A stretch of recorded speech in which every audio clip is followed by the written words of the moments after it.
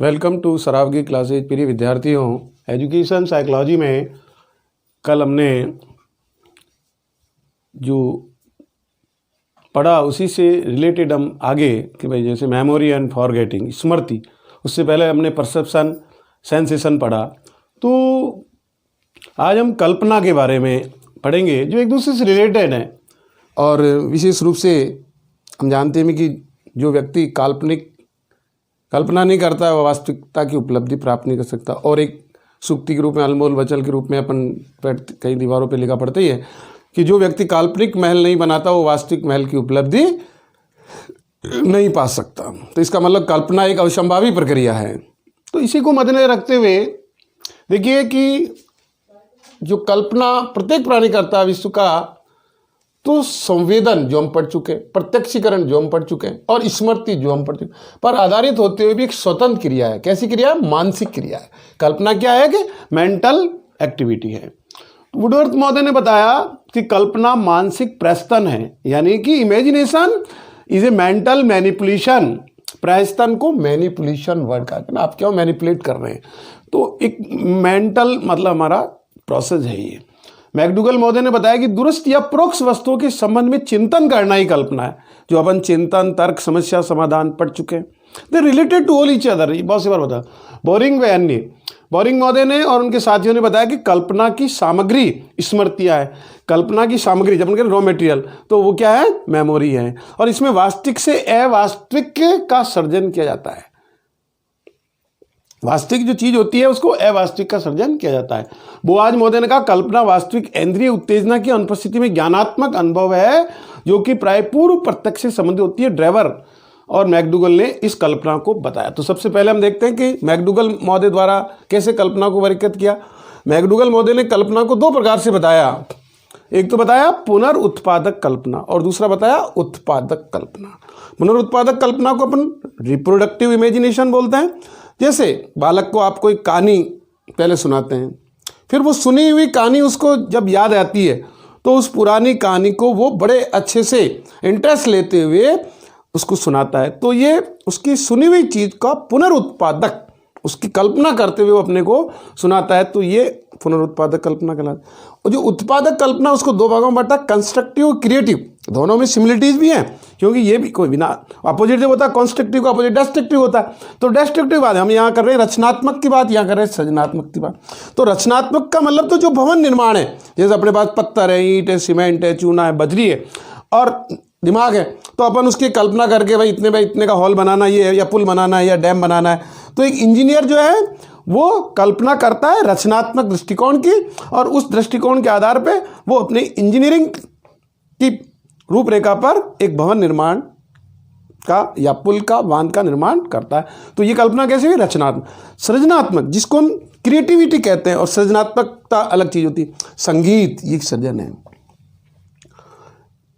वो भी मन से प्रेरित है, ये भी मन से, लेकिन उसमें क्या होता है? आदमी मतलब सृजन होना चाहिए। श्रम सृजन नहीं है तो संगीत का प्रादुर्भाव करने में ऐसा संगीतज्ञ नहीं बन सकता।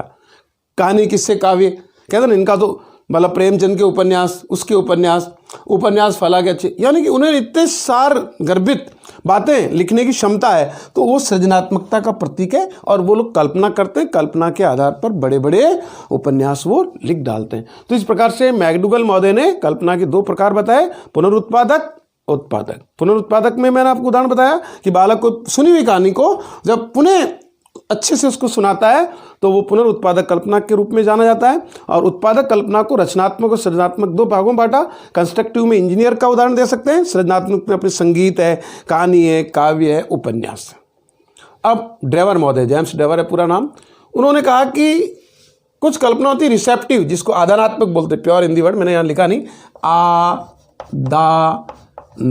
कभी कभी क्या होता है कि कुछ हिंदी वर्जन से बालक है, लेकिन आने चाहिए। कभी क्वेश्चन में ये वर्ड ही नहीं हो और ये हो, अब आपके दिमाग में आता है कि ये ग्रैंड वर्ड पढ़ा अपन। तो ग्रहणात्मक, आदानात्मक, रिसेप्टिव इमेजिनेशन, सृजनात्मक कल्पना, क्रिएटिव।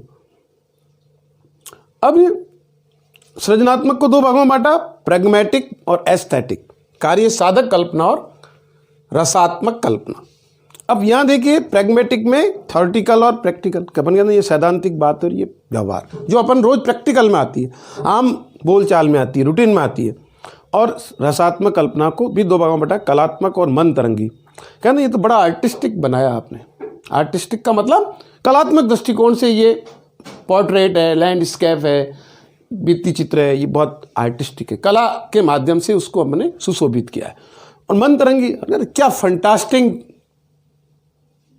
गीत था, बोलते फंटास्टिक, अपन आम रूटीन में अपना वर्ड है, तो वास्तविक में उस कल्पना को बताया, रसात्मक कल्पना को दो भागों में, कलात्मक में। तो इससे ये बात उभर करके आती है कि बालक, शिक्षक, विद्वान, ये जितने भी प्राणी हैं, इवन पशु पक्षी भी कल्पना करते हैं, उनकी साइकोलॉजी अलग होती है। लेकिन हम जितने बुद्धिजीवी हैं वो इस कल्पना को यदि हम आत्मसात करते हैं, इनके रूपों को हम पहचानते हैं, तो हमें शिक्षा में जो हमारा अचीवमेंट लेवल है, जो हमारी उपलब्धि है, उसमें बड़ा हमें अच्छा लाभ मिलता है। तो प्रिय विद्यार्थियों, द रिलेटेड टू इधर सेंसेशन, परसेप्शन, मेमोरी, फॉरगेटिंग, विस्मरण, चिंतन, तर्क, समस्या समाधान, प्रत्यय और ये कल्पना, और उससे पहले अपन ने हैबिट पढ़ा, ये एक दूसरे से रिलेटेड है। और इन सब के लिए कौन जिम्मेदार है? मूल प्रवृत्ति। इस प्रकार अपन अंग्रेजी हिंदी में ग्रामर पढ़ते हैं और उसमें पहले वोकैबुलरी पर जोर दिया था, उसी प्रकार से मनोविज्ञान में इंस्टिक्ट जो मूल प्रवृत्तियां हमारी, यदि उन मूल प्रवृत्तियों को अपन आत्मसात नहीं करते हैं, उनकी उपादेयता को नहीं समझते हैं, तो हम डे बाय डे आगे से आगे क्वेश्चंस में हम प्रॉब्लमेटिक से हो जाते हैं। तो इसलिए टॉपिक ये छोटे हैं पीछे के जितने, चाहे सेंसेशन हो, चाहे परसेप्शन हो, और चाहे फॉरगेटिंग और रिमेम्बरिंग हो, और चाहे हैबिट और इंटरेस्ट हो, लेकिन इनसे हमें मनोविज्ञान को आत्मसात करने में बड़ा लाभ मिलता है। और शिक्षा में इनको बड़े समझने की दृष्टिकोण से हमें ध्यान रखना चाहिए कि हमारा वास्तव में जो शिक्षा मनोविज्ञान है, उसमें इमेजिनेशन को हम किस प्रकार से पढ़ें और किस प्रकार से हम इसका अध्ययन करें। तो प्रिय विद्यार्थियों, आज का ये जो टॉपिक है हमें वास्तविक उपलब्धि की ओर ले जाता है कि हम क्रिएटिव भी हैं, थिंकर भी हैं, और कभी कभी नाम देते हैं कि Darwin was a great thinker, बड़े चिंतक थे, विचारक थे, दार्शनिक थे, फिलोसफर थे। तो वही क्यों, संसार का प्रत्येक प्राणी है, और हम किसी न किसी रूप में इन चिंतन को, तर्क को, कल्पना को आत्मसात करते हैं, और उसी के आधार पर हमारी शिक्षा और शिक्षा के द्वारा उपलब्धि हासिल करना, ये हमारे उस पर टिका रहता है। तो आज हमने कल्पना क्या है, संवेदन, प्रत्यक्षीकरण और स्मृति पर आधारित होते हुए स्वतंत्र मेंटल प्रोसेस है। वुडवर्थ ने तो इसको मेंटल मैनिपुलेशन कहा है, कल्पना मानसिक प्रहसन है। मैकडूगल ने दृष्ट और प्रत्यक्ष वस्तु की चिंतन करना है। बोरिंग ने कल्पना को की सामग्री स्मृतियां हैं और वास्तविक से अवास्तविक का सृजन किया है। बोआज ने कल्पना वास्तविक इंद्रिय उत्तेजना के अनुपस्थिति में ज्ञानात्मक अनुभव जो कि प्राय पूर्व प्रत्यक्ष से समझ होती है। और मैकडूगल ने और ड्रेवर ने कर दिया। तो मैकडूगल का जो वर्कन है उसको आपको दिमाग में रखना है कि रिप्रोडक्टिव और प्रोडक्टिव। रिप्रोडक्टिव में पुरानी कहानी को कोई बालक यदि सुनाता है पुणे से तो पुनरुत्पाद, और प्रोडक्टिव में जो डायरेक्ट कंस्ट्रक्टिव वर्क है, इंजीनियर से रिलेटेड। सृजनात्मक में अपने कहानी, काव्य, संगीत, उपन्यास आता है, और उधर उसको प्रैग्मेटिक और एस्थेटिक के रूप में बताया।